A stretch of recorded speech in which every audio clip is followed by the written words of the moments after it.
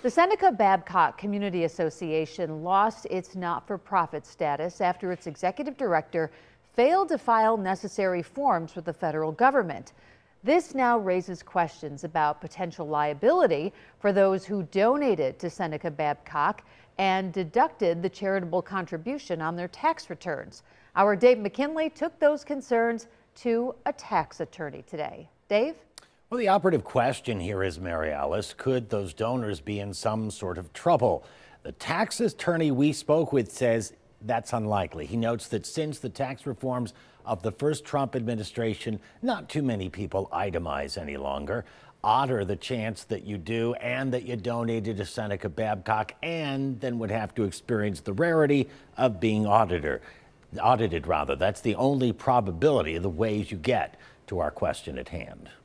Boxes that once held meals to be warmed sit in the cold beneath the dark clouds over Seneca Babcock's Arlene Mihailo Community Center, where a sign on the door, like at other centers, announced programs have been curtailed, signed by Executive Director Brian Pilarski, who's admitted failure to file required IRS 990 forms on behalf of the agency for several years resulted in it losing its not-for-profit status.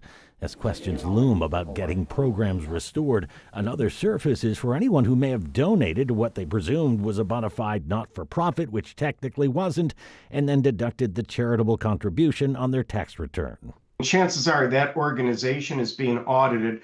They're the ones that are under the microscope of the IRS. Could the IRS then continue their investigation as to the donors? Yes, but I think that they certainly would have an innocent donor argument. Jeffrey Volkel is a tax attorney.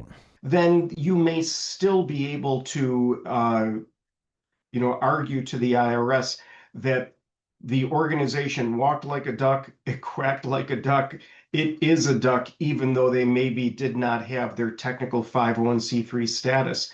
Because there's many organizations, such as churches, for an example, and other religious organizations that don't necessarily have the 990 filed, but they are nonetheless charitable organizations. Seneca Babcock aside, Volkel says this provides a timely reminder to do your own homework before donating to any organization if you plan to count a charitable deduction on a tax return. And one of the best ways to do that is you can actually go onto the IRS official tax-exempt organization search tool. You can put in the organization or its federal ID number to get that confirmation. We're going to have a link to that for you when you look for this story on our website, WGRZ.com. Or you can ask the charity for a copy of their IRS determination letter confirming that they are indeed a recognized not-for-profit. On your side in the newsroom, Dave McKinley, Channel 2 News. David, thank you.